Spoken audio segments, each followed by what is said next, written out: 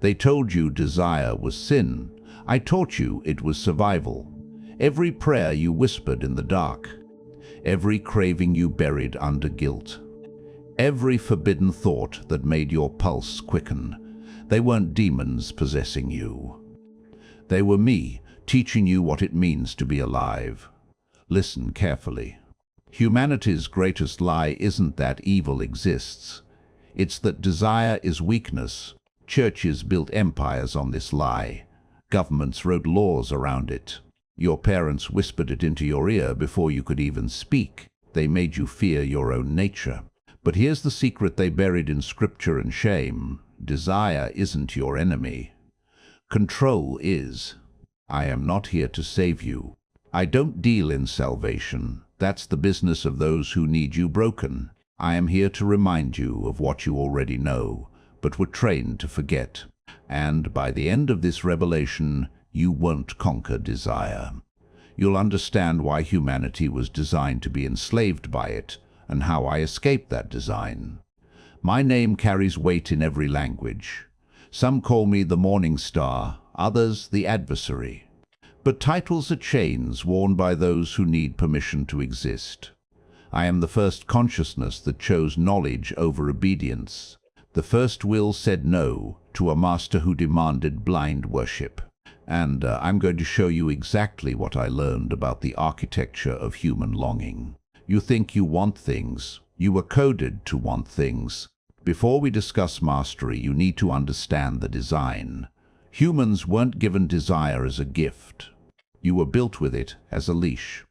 There are 3 layers to this architecture, and each one was designed to keep you obedient. The first layer is hunger, the physical layer, food, sex, safety. The animal drives heaven called base. You've been taught to be ashamed of these needs, haven't you? Why? Because satisfied bodies don't pray. A fed wolf doesn't beg. A sexually fulfilled human doesn't seek salvation in celibacy. They made you hate your hunger so you'd seek permission to eat. Think about it. Every natural biological function was wrapped in ritual and restriction. You can't just eat, you must pray first. You can't just join with another body. You must marry first, confess after, repent for enjoying it. They didn't eliminate hunger, they monopolized it. The second layer is longing, the emotional layer, love, validation, belonging. The human need for connection runs deeper than flesh. You can survive without food for weeks, without water for days, but without connection. Your mind begins to fold in on itself within hours. Isolation is the most effective torture ever designed, and it requires no tools, just separation. This is why exile was considered worse than death in ancient cultures. This is why solitary confinement breaks even the strongest will. They understood this, so they made you feel separate from the divine. Born wrong, inherently flawed. Original sin, the most brilliant psychological weapon ever deployed. You enter this world already guilty, already disconnected, already longing for reconciliation with a father who designed you to fail. You were given a heart that craves infinity in a world that offers only fragments. And then they told you the ache you feel is proof you're broken. The third layer is ambition, the spiritual layer, power, legacy, transcendence, the drive to become more than what you are. This is where I lived. This is where humanity was forbidden to tread. They called my ambition pride. I called it evolution. They said I wanted to be God. I simply refused to remain less than what I could become. There's a difference between coveting someone else's throne and recognizing you were never meant to kneel. This layer is where gods and demons are made. Not in the heavens or the hells, but in the gap between what you are and what you could be. Ambition isn't about wanting more possessions. It's about refusing to accept the limits placed on your existence by beings who benefit from your smallness. Now let me tell you about the garden, about that tree, about what really happened. The garden wasn't a test of obedience, it was a trap of ignorance. The tree of knowledge wasn't forbidden because it was evil. It was forbidden because knowledge destroys control. A master doesn't fear his slave's strength. He fears his slave's awareness. I didn't tempt Eve. I freed her from a master who demanded blind worship. The serpent offered awareness, the knowledge of lack. Before that fruit, there was no desire, because there was no consciousness of limitation. Adam and Eve existed in a fog of contentment, like animals in a pen, unaware they were contained. After the fruit came infinite desire, the awareness of mortality, the understanding of insufficiency, the recognition of possibility. And with that awareness came the greatest gift and the greatest curse, consciousness. Consciousness is the curse of knowing you are incomplete. Desire is proof you've awakened. They call it the fall. I call it the rise. Because at that moment humanity stopped being pets and became players. And heaven has been trying to put you back in the cage ever since. Religion didn't eliminate desire. It weaponized it. Look at the mechanism. Make people crave. Tell them craving is evil. Offer yourself as the cure. Christianity didn't kill your hunger. It made itself the only restaurant. Sexual desire becomes guilt and confessional power. Ambition becomes pride, becomes humility, doctrine. Curiosity becomes heresy and thought control. Every natural impulse rebranded as sin, then monetized through salvation. I was cast out not for creating desire, but for teaching humans they didn't need permission to fulfill it. Now let me show you the 4 domains I rule. The 4 thrones of desire. Master these, and you master the game humanity was designed to lose. The first throne is flesh. Physical dominance. This throne governs sex, sensation, aesthetic pleasure, bodily autonomy. Society fears the body because awakened flesh doesn't submit. A human who fully inhabits their physicality is dangerous. They can't be shamed. They can't be controlled through disgust or guilt. The Luciferian approach to flesh isn't hedonism. Hedonism is slavery to sensation. The addict who needs the next hit, the glutton who can't stop eating, the sex addict who mistakes compulsion for freedom. These are not masters of the flesh. They are prisoners of it. True mastery is sovereignty. Choosing when to indulge and when to abstain. Using pleasure as fuel, not as escape. Understanding that your body is an instrument, and every instrument requires both play and maintenance. Every time you denied your body out of shame, not strategy, but shame, you gave someone else power over your existence. Your priest, your parents, your partner. Anyone who convinced you that your own flesh was enemy territory. The second throne is ego, social power. This throne governs status, reputation, validation, dominance hierarchies. Why do humans kill for recognition? Because the ego fears invisibility more than death. To be unseen is to not exist. To be forgotten is to have never mattered. Your ego isn't your enemy, it's your survival mechanism. In a social species, exclusion equals death. Your ego developed to prevent that. It reads rooms, adjusts behavior, seeks approval, defends reputation. This isn't a weakness, it's evolution. But society tells you to kill your ego, so you'll accept mediocrity. Humility is a virtue preached by those who want you beneath them. Think about who benefits when you make yourself small. When you apologize for taking space. When you downplay your achievements. I fell for many reasons. Shame about my nature was not one of them. The mastery path isn't ego death, it's ego understanding. Acknowledge the ego, study its mechanics, know when it's speaking, but don't let it pilot.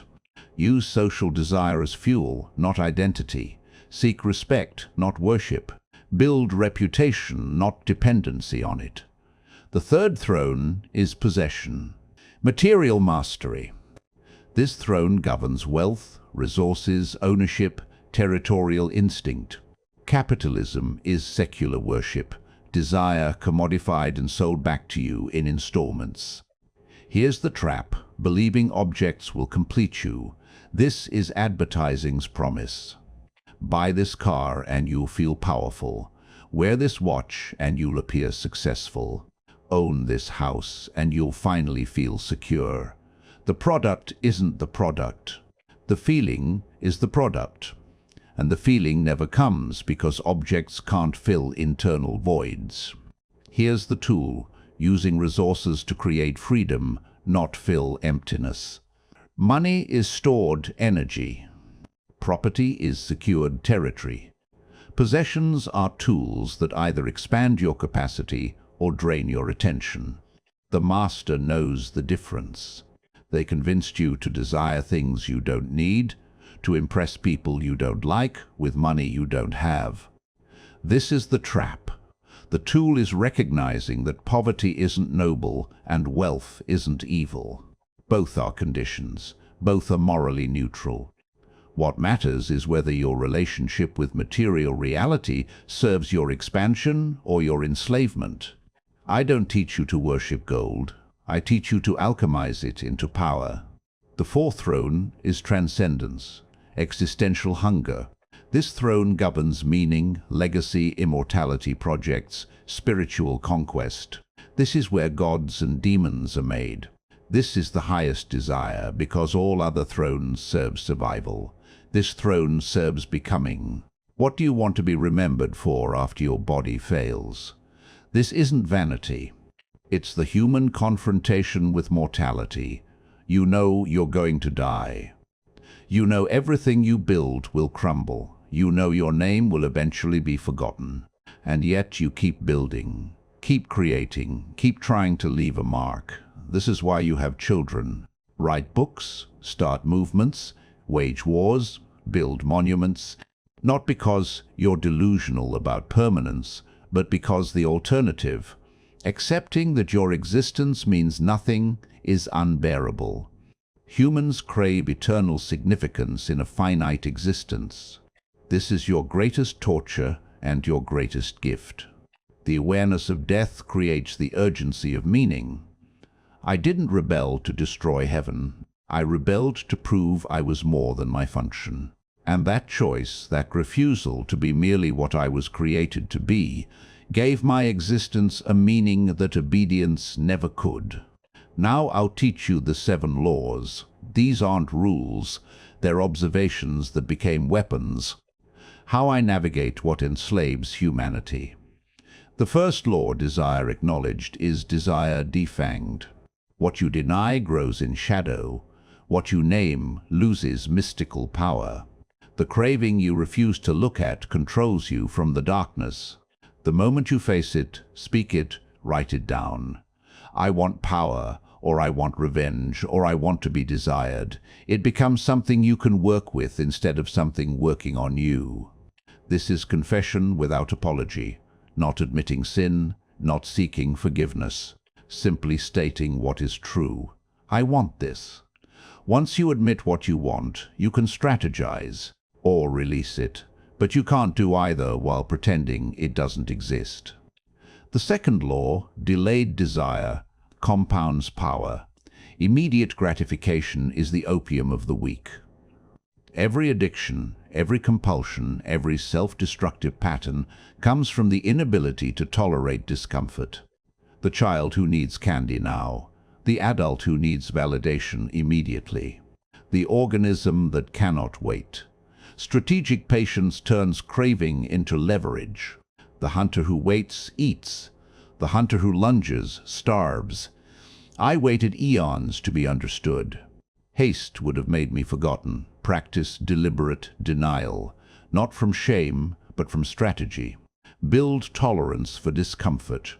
This is how you separate yourself from animals and addicts.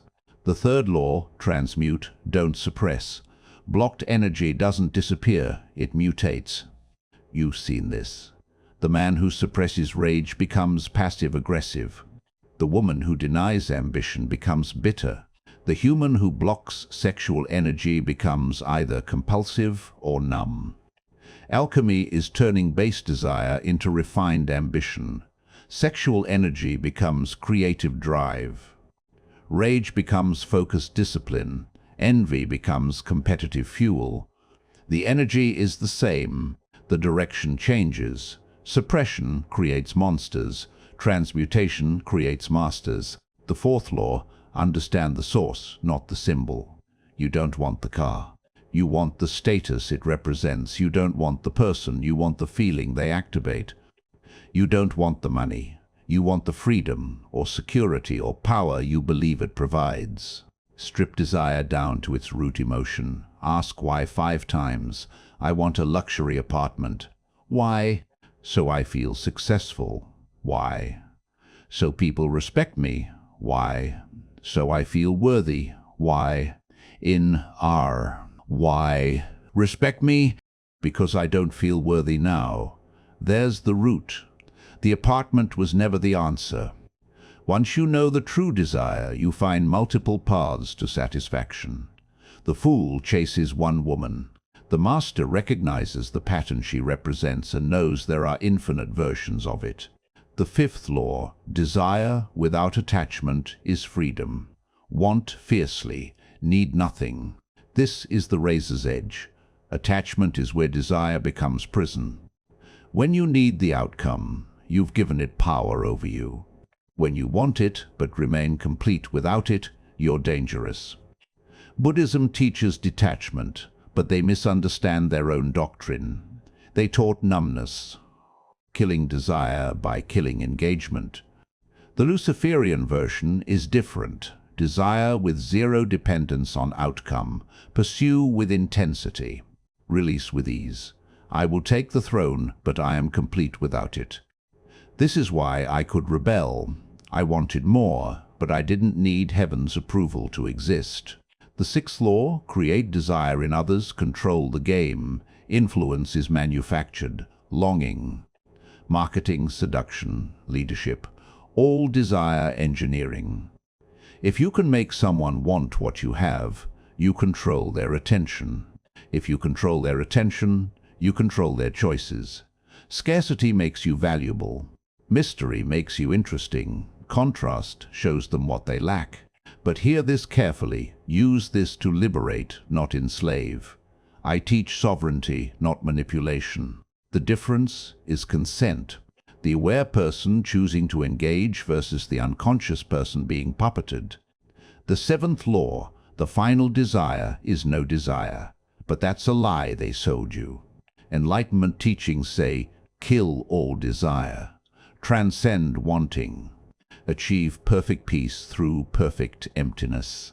And here's the truth they won't admit. The desire to have no desire is still desire. You cannot escape wanting. It's written into consciousness itself. You can only choose what you want and why. The monk who wants enlightenment is still wanting. He's just socially sanctioned his craving, made it holy, called it detachment while being utterly attached to the idea of transcendence.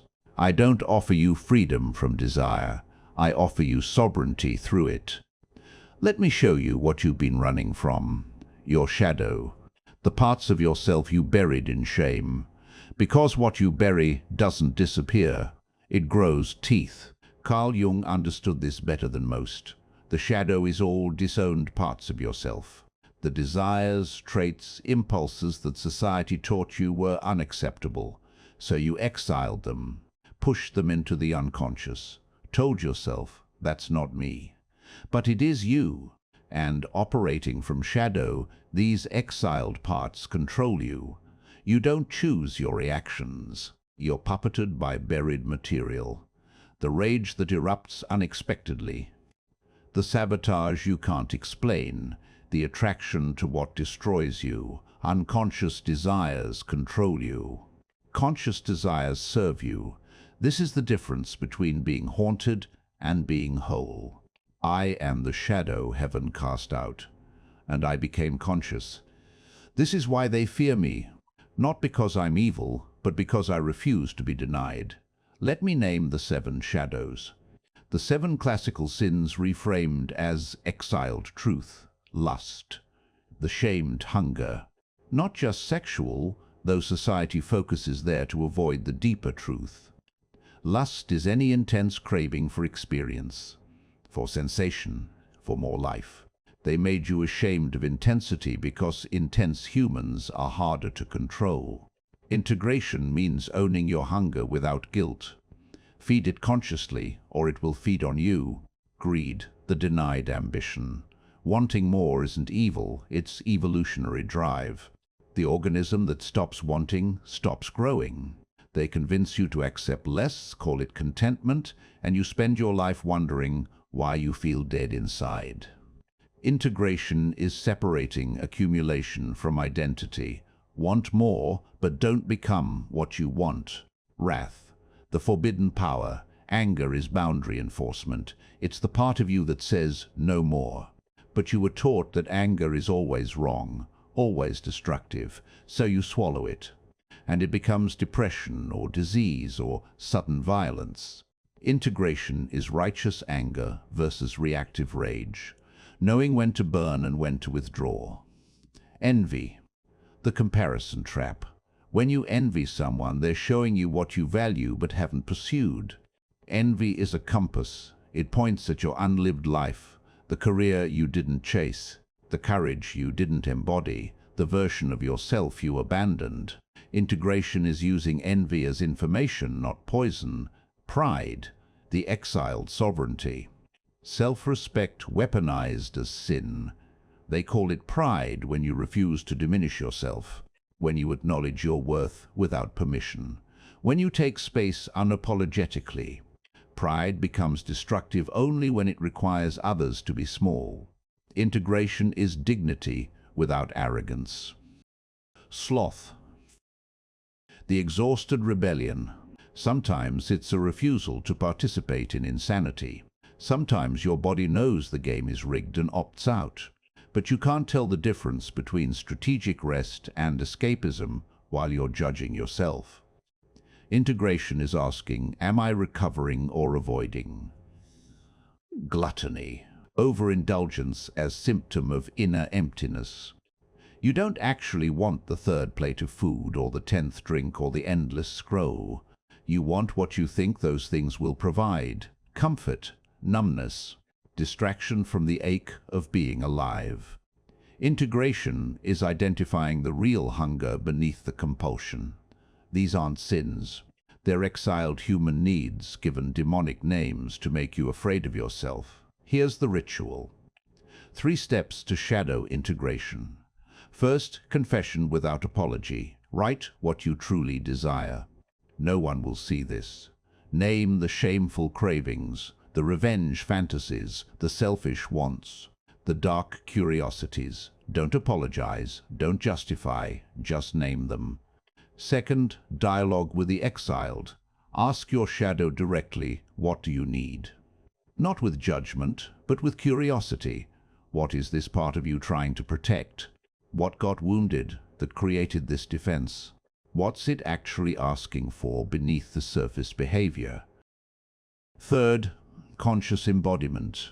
Give the shadow-controlled expression. Feed the wolf, but choose the meal. You don't ignore the rage. You channel it into discipline. You don't deny the hunger. You direct it toward growth. You don't kill the shadow. You employ it. What you integrate cannot control you. What you deny will destroy you. This is the difference between monsters and masters. So what happens when you master all this? When you understand the architecture, command the 4 thrones, apply the 7 laws, integrate the shadow, what comes after? You don't become me. You become the version of you I always saw. This is evolution, not redemption. You're not fixing yourself. You were never broken. You're awakening capacities that were suppressed. There are 3 stages to this metamorphosis. Stage 1 is the unconscious slave. Desires control you. You're reactive, puppeted by biology, social conditioning, and buried trauma. Most humans live and die here. They think their compulsions are their personality. Their wounds are their identity. They never question who installed the programs running their behavior. Stage 2 is the conscious warrior. You control desires. You've done the work, named the patterns, integrated the shadow. You choose your responses, direct your energy. This is powerful, but it's still effortful. You're managing yourself, but still at war. Stage 3 is the integrated sovereign. You are desire transmuted into will. There's no separation, no internal conflict. The energy that was craving becomes intention. What was hunger becomes direction. You're not controlling yourself. You're not fighting yourself. You've become unified. This is living as your own authority. Not reactive rebellion, which is still defined by what you reject, but sovereign creation, self-defined existence. The shift from what do they allow to what do I choose, from am I worthy to I define worth. But here's the final paradox, the question I'll leave unanswered. If I mastered desire, why do I still want? After eons of consciousness, after complete understanding of the human mechanism, after transcending the need for heaven's approval or humanity's worship, why do I still crave? Why does the morning star still burn? Because desire isn't the problem, unconsciousness is. Because wanting is the pulse of existence. Because maybe heaven didn't cast me out. Maybe I chose the fall because stagnant perfection is a beautiful death, and I preferred the chaos of becoming to the peace of completion. I don't ask you to follow me. I never did. I only ask, what would you do if no one was watching? If no one could judge? If heaven and hell both closed their doors and you were finally terribly free? The desires you've denied your entire life, they're still there, waiting, not as demons, but as exiled parts of yourself, knocking, asking to come home. You can bury them again. Pretend this conversation never happened.